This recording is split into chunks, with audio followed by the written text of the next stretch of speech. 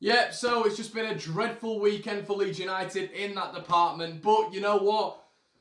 It's not over until the fat lady sings, and I say that with absolute conviction that we will not be making the top two. It is the playoffs for Leeds United, and as soon as we accept that, the better for our mental states, because I cannot be doing with moping around the house, my girlfriend, my work colleagues any longer, because it is draining. I'm sure a lot of you are dreadfully upset, as am I, and it just continues, and I can't get it out of my head. I really can't, and I'm sure Sheffield United fans were in the exact same position when it was happening, vice versa. But at the end of the day, I'm going to go over a few things that I've been thinking the last couple of days. I'm going to get onto your Villa preview, so let's get into it. As I say, the games that Leeds United have been playing more recently, I mean, I just allude to the two, the Wigan and the Brentford game. I'd actually say Brentford was even worse, believe it or not. I just thought there was nothing there. You know, we couldn't create chances. We were poor going forward. Everything that is good about Leeds United, how fluid we are, how quick we are on the with the ball at our feet, how good we are maintaining possession, that went out the window. Leeds have just become a substandard League One team overnight, and there's definitely a confidence missed at the minute, and I don't know exactly what it is. I don't know what it is. Maybe the Wigan game has really kicked the life out of Leeds United. We went into that game, as I've said on previous videos, with an air of arrogance, an air of cockiness, an air of ignorance, and we were paid. You know, Wigan paid us, and they didn't pay us well at all. It was a shocking performance, a shocking couple of performances from Leeds United. The thing that worries me mostly as well is the chances, the clear-cut chances. Were there any? Have there been any in the last couple of games? The Wigan game, I can only sort of revert to the Roberts volley. There's a couple of half chances, but that Brentford game, you know, the actual clear-cut chances we had. Yes, the Bamford penalty, but I'm hearing a lot of people harking towards the Roberts. Big first touch, obviously he put one wide, but real clear-cut chances, I think we really struggled in that Brentford and the Wigan game, and we looked very susceptible. We sort of drove into the early leads, the leads of last season, the leads of seasons begone, as the game kind of went on and on and on, and Wigan and Brentford started to come into the game a lot stronger, and Leeds looked susceptible on the counter-attack and vulnerable.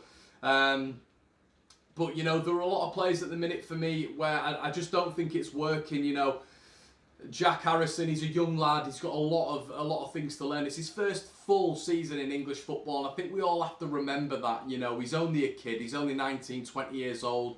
You can't be expecting him to set the world alight, and that's essentially where Leeds have missed out. You know, we didn't bring Dan James in, we didn't bring Callum O'Dowda in. Bielsa didn't want Callum O'Dowda, you know, he wanted Dan James, and that was his affirmative, that was his solid choice. Didn't get it. We didn't have a second, we didn't have a third option. That was his choice. He wanted Kiko, he wanted Dan James. We got Kiko, we got 50%, and is that killing us right now? Because the left side at the minute, the left side throughout the season, Jan Alioski, when he was playing left wing, he isn't a left winger, but he was playing there for a large proportion of the season.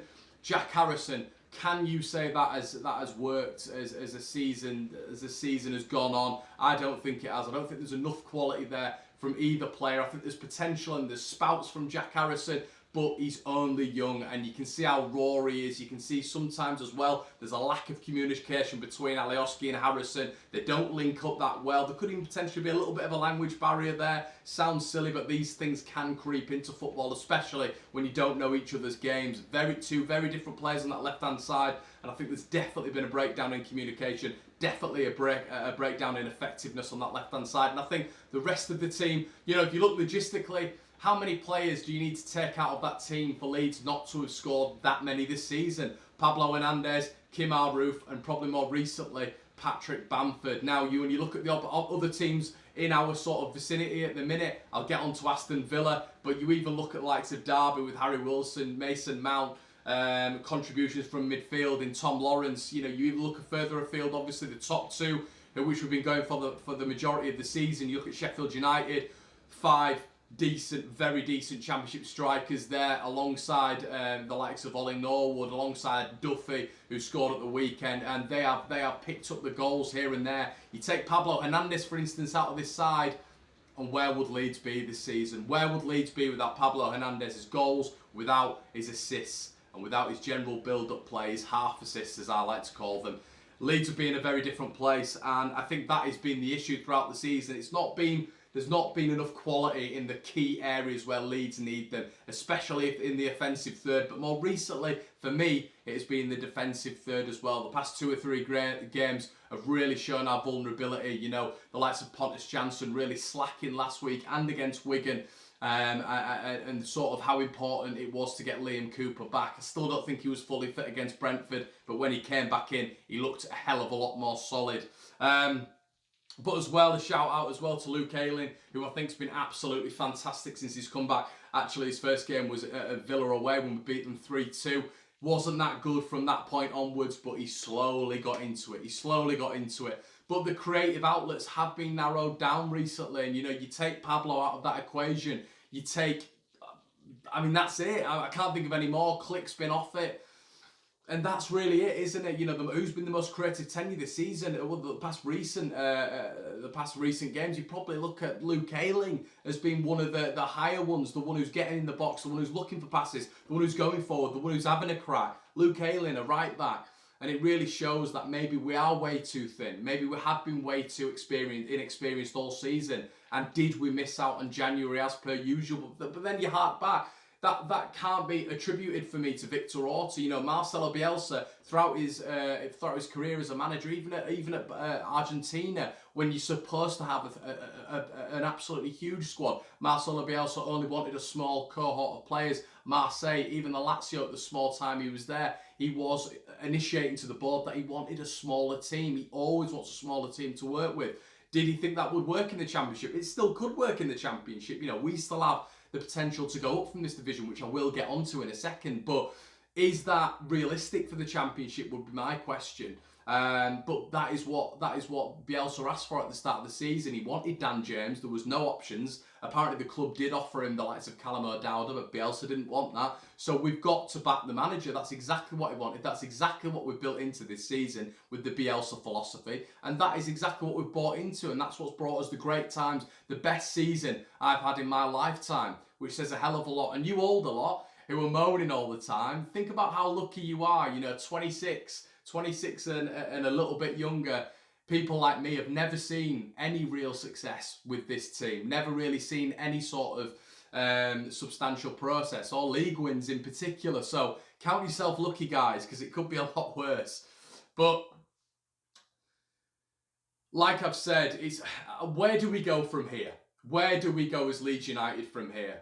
Talking about all that like I have done, we do need to move forward. It's not the end. At the start of the season, we hate saying this, but would you have taken the playoffs? Of course you would. But when you've been in that top 2 for as long as Leeds United, the playoffs hasn't even been a consideration. And you're lying to yourself if you're saying that is what I would have been happy with even right now. We're happy with it right now because it's not over with. But Leeds United we haven't even looked at the playoffs. We've not even considered the playoffs at all. And the reason behind that was because automatics has been on for 32, 33, 34, 35 game weeks. And we've just not lasted it out. But what I would like to do is I'd like to absolutely crush all this crap about the burnout. If you're an opposition fan and you're watching this, having 2 games to go isn't quantified as burning out. It's just an unfortunate turn of events where Leeds haven't managed to just get over the line in these 2 games. You hark back to Sheffield Wednesday, the game before the Wigan game, Leeds were absolutely fantastic. What let us down in that game? Absolutely nothing. But what could have improved the game? Finishing. And that has been a coherent theme throughout Leeds United's season. Finishing, putting the chances away. Come onto this channel, every single preview, every single review, talking about the exact same thing. It doesn't seem to improve. That's a lack of quality. That's a lack of composure in the final third, and that drastically needs to improve. Whether or not we're in the Championship next season, whether or not we're in the Premier League next season, that has to improve. But what would I do for the next game? What would I do for Aston Villa? Well, it is key that Leeds United go into these playoffs with a degree of momentum. It is essential. Now, coming up against an Aston Villa side, who I'm going to get into their little stats in a bit of what they're doing at the minute, but coming up against a team who've been confirmed for the playoffs, who are indefinitely in the playoffs, we need to put a marker down. Now, every single team in that playoff places will be thinking at the minute, I want to play Leeds, I want to play Leeds, whether or not it's Bristol City, Derby County, Villa probably, West Bromwich Albion. And the reason behind that is because we're on a little bit of a slump at the minute. And when I say slump, it's only really been a 4-day period. But guys, if you look at our tenure, our last 20 games, 9 losses. That is not good enough. And any team's going to fancy themselves against us. The last 7 games, that's now 4 losses and 3 wins. The inconsistency is rife, but with inconsistency comes elements of fear for the other team for me, because you don't know what Leeds United's going to turn up. Yes, if you get the poor Leeds United, there could be a big potential that you're going to steamroll us. But if you get the very good Leeds United, I don't think there's a team in this division that can live with us. And, you know, you look at West Brom when they came to Ellen Road, 10 away wins on the bounce, came to Ellen Road, and they got absolutely slapped with, by that Leeds United side.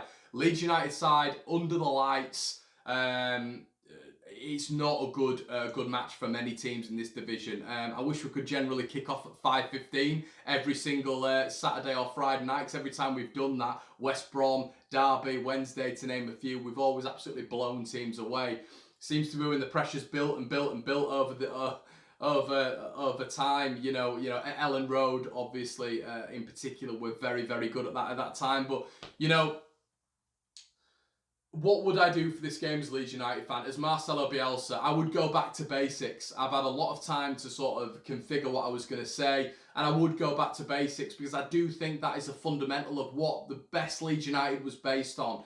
The best pragmatic, dynamic, fluid, pacey football was based on. The Marcelo Bielsa style of football, where let's bear in mind, guys, we went 8 wins in a row. Okay, so we've done something very similar to Aston Villa. It's not one of those things where we've matched their club record of 10 in 10, but you know, we have done something very similar. I would hate to think that a lot of even Leeds United fans are thinking that they're going to come and absolutely steamroll us. If we are on our game, we can take anyone on. We can take anyone on, and we've proved that this season. There is a reason why we are in the top 3 of this division, and a lot of people do need to remember that fact. We've had a little bit of a slump, but every team has had a slump this division, and we've only had it for the past 2 games. Really, you know, where it's really started hitting us. We can only sort of rectify it from the last 2 games. Yes, it's not been the best last 20 games. Yes, you could hark it back to Spygate, where it's all sort of turned a little bit. But yes, on our day, we can blow any team away in this division. Just give us that chance. I think there's a numerous amount of factors within this squad at the minute. I think Bamford leading the line, I don't think it's working. And a lot of people are saying, well, he scored 9 goals in 12, which is something that I completely appreciate, and it's a fantastic record, but the kid is absolutely shot on confidence. And the reason behind that, and the reason I say that, is because Leeds create so many chances every single game. You know, in three matches, we've had 80 shots, which is ridiculous, you know. So Patrick Bamford by now should really be in 20, 25 goals by the amount of chances he has had. I don't think it's working with him up front at the minute, and I think going back to basics with Kemar Roof is something we need to do. He's also played against Villa. He's come up against them before. He had a good game, and he was jolly on the spot to knock that 3rd in at Aston Villa, where we were euphoric and we thought we were going to win the league by 20 points. But football is football. It doesn't always work like that. But what it doesn't work with as well is Adam Forshaw in that number 4 position. That does not work. That cannot work. He's not combative. He's not physical. He's not strong enough to break up play. I don't think he can deal with the likes of Jack Grealish, John McGinn and Conor Hourihane being in that linchpin role. I think he will get absolutely overrun in that role if Adam Forshaw is to play in there. If Forshaw is to play in this game, I think it's as a number 8. I think Calvin Phillips is the only 4 in the squad. For me, like for like, Forshaw for Click if you're going to make that change.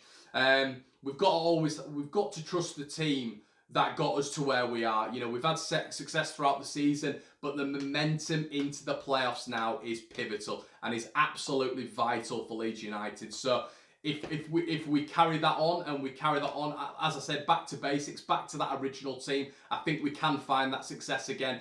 And I think we can put the smiles back on the Leeds United players' faces, the fans' faces, and certainly the manager's face.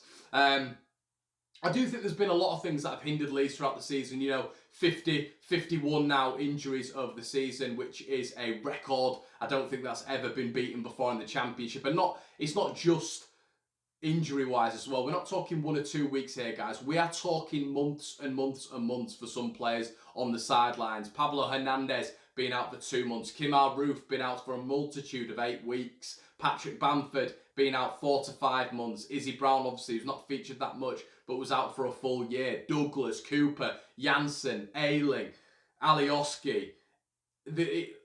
For sure, it is right throughout our squad, and I don't think you've had that with many other squads. Many other squads in particular, like Sheffield United, who've managed to keep the core of the team fit throughout the entire season. Norwich, who've done the exact same throughout the season. You know, that Buendia, Stiepermann, O'Neill, Hernandez and Pukki has been a feature for the latter half of this season. It really has. And Sheffield United, you know, that consistency. They've not even had to use Conor Washington. They've not really had to use Gary Medine. That consistency of Sharp, McGoldrick, you know, Duffy, Norwood, Edna Stevens, Baldock, Basham, Egan. It's been a consistent and coherent theme throughout their season. Leeds really have had to deal with a multitude of facets of shithousery through this season, whether or not it be Spygate, whether or not it be injuries. But guys, this is not an excuse, because the top 2 deserve to go up, and I am not naive enough to see that throughout this second half of the season, Leeds United have not been good enough. We've lost 9 games in this second half of the season, whereas Sheffield United and Norwich have only lost 2. So do not get me wrong, I am not making excuses, but I am saying we have not been helped by these situations whatsoever. And who knows, guys, if we'd have had maybe a Sharp, had maybe a Pukki, then we could. I genuinely think this team would have been absolutely flying, but that is what Leeds United miss. We miss that striker. Our build-up play is expert. We are fantastic and fluid on the ball, but when it gets into that final third, we are not pungent. We are not critical. We are not clinical enough for me, and it's proving dividends now. But here we are. You know, let's look at Villa. But once before as well, I want to put it to you guys. You know, when you're looking at Wilder and Bielsa, you know, we're talking about those comparisons there. Is Bielsa going to be able to go into that changing room? Is he going to be able to raise their levels up? Is he going to be able to get the team, stoke the fire, reinvigorate that team for that playoff push? I don't know if Bielsa is that sort of character. I know Chris Wilder is. I know Daniel Farke is. That's just the benefit of being that style, of that characteristic, that personality. Bielsa isn't that. He's a master tactician. He's a genius. But you look at Wilder, you look at Farke, and I'm not saying they are not, because they definitely are, but they are also that motivator. And you can tell that in particular with Chrissy Wilder and Sheffield United in these past couple of games, when they've had troubles themselves, the 1-1 at Millwall, and then the 3 massive players who were out. You know, Wilder's reinvigorated them. They've not conceded in 2 games and they've scored 5.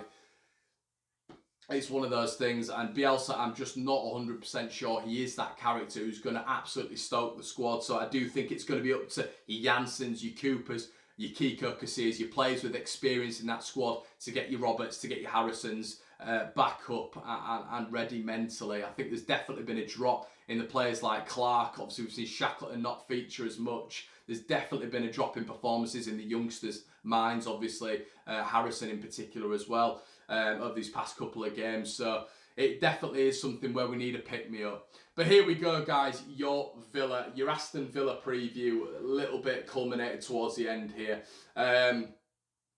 We have to bounce back. I mean, there's not a tougher game to play. There really isn't. I mean, I did say, if a lot of you watch my videos, I did see Brentford as the toughest of the 4, and I still remain that. I do think that. And it is one thing I've been right on this season. Many things I've been wrong about, but this was one thing I was right about. I knew Brentford would be the hardest of the 4. We've got a torrid record down there. We can't deal with pace. I've always said that. You know, Leeds have controlled games. But the games that we haven't controlled, if a team gets us on the counter-attack, like Shea Adams has done multiple times this season, the 2 times, but when I say a multitude, I mean in consistent attacks throughout both games. You look at teams with a little bit of pace, you know, your Adam Armstrongs at Blackburn, they will hurt Leeds United because naturally we do not have enough pace at the back. So you get a direct player running at Leeds. You had your Harvey Barnes at West Brom earlier on in the season as well. They will hurt Leeds, and we saw that at the weekend. They play the ball on the ground, they're quick, they're nippy, they're good footballers, and that for me, even in my preview, it was always going to hurt Leeds because they're a direct team. Now, a Villa like that, Villa can be like that, but I don't think they're that sort of team. And I think that's why Leeds have got a little bit more of a better chance against an Aston Villa. And obviously because it's at home. And we still do have one of the best records at home in the division. But Aston Villa, listen, 31 out of 33 points. 31 out of 33 points. A club record, and it will be a championship record if they get to 12. I think it is 12 wins on the bounce, which I can see them doing. These lot are an absolute machine at the minute. They're a cog that keeps going, but one vital element of the cog that has been removed for the Leeds game and was for the last game where they only managed one goal was Tammy Abraham. Now, we all know how important this game is to spruce Leeds United, to get them up and ready, but at the end of the day, he is going to be back for Norwich, so he is going to be back fighting, ready for the playoffs, which is massively disappointing. I think, you know, Tammy Abraham's out for the whole season, and that changes the whole complexion of this playoff race. He's back for the playoffs, which is gutting, but right now, we can get a little bit of confidence, and I think someone like that being out of their team is massive, because, you know, you've still got your Grealishes, you've still got the back line in Tyrone Mings and Twan Zebi and John McGinn and Hourihane, but the goals still have to come from the main man, and the main man is Tammy Abrahams with 25 goals this season. But, you know, the big one, you know, I agree with what Phil Hay says, and I know a lot of you will disagree with what I'm saying, but, you know, I'm real with you guys. I think raw talent-wise, I think Jack Grealish is the best player in the Championship. I think, you know, you've got a 35-40 million price tag on the kid. I don't necessarily like him, but I agree with exactly what Phil Hay said. When raw talent-wise, he still is next level, and I think you look at the record, which I'm about to read out to you, and I don't think it's comparable, to be quite frank.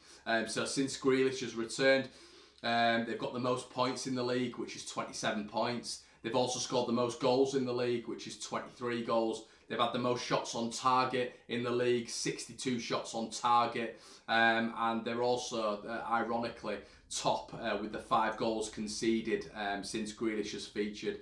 All stats which are absolutely incredible and show why Villa are where they are and the reason for them being where they are. You know, two wins in 13. One of those 11 losses will have been against Leeds United when Grealish was out. As soon as Grealish is back in, 10 out of 10 wins. And, you know, prior, Grealish been injured as well. That he's had 2 stints here. The middle he hasn't. The 2 stints, they weren't losing either. You know, you forget at the start of the season they were surging towards the top as well. But, you know, in that sort of run as well, they've beaten Derby, they've beaten Borough, they've beaten Wednesday, and they've beaten Birmingham. They're the probably more impressive 5 victories out of those 10, you know, and in those 5 games they've conceded just 2 goals. So as much as Jack Grealish has improved the team going forward, I think the likes of Tyrone Mings coming in January has been absolutely pivotal. You know, when we played against them, they were a little bit part. You know, they had James Chester at the back. Alan Hutton was on a little bit of a slump as well.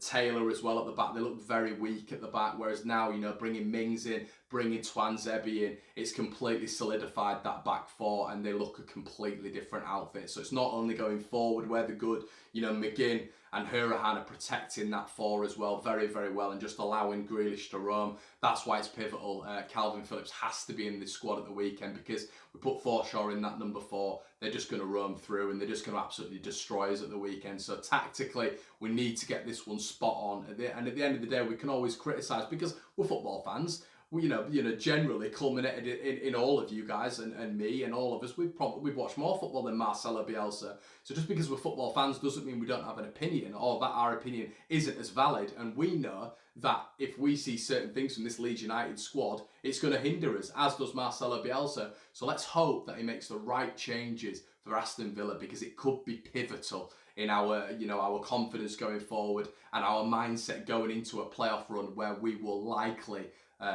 play Aston Villa at some stage.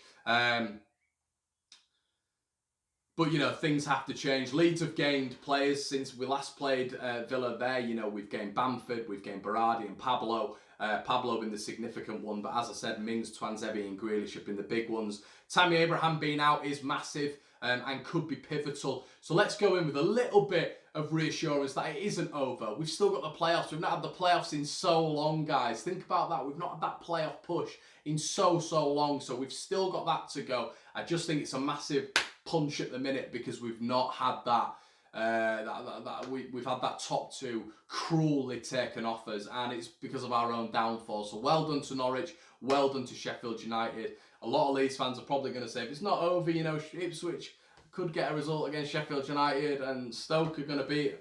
Come on. The sooner you accept it, it's going to be easier for us up here, and we go into the playoffs with momentum and with confidence as a set of fans. We need to make Ellen Road an absolute cauldron against Villa.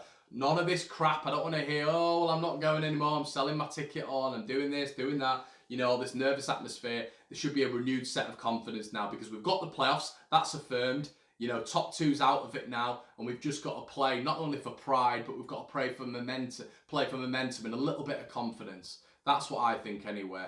But I do think things have to change, and I think we all know that. We all know that with the squad, with the selections, and with the mindset. So hopefully there'll be players in that squad getting geared up, and we can go into this Villa game and hopefully get a win. My head is saying a 2-0 Villa win, but my heart is saying 3-1 Leeds. Let's go with it. Let me know what you guys think in the comment section below. If you've liked this video, please like the video, comment and subscribe, and I'll see you in a bit.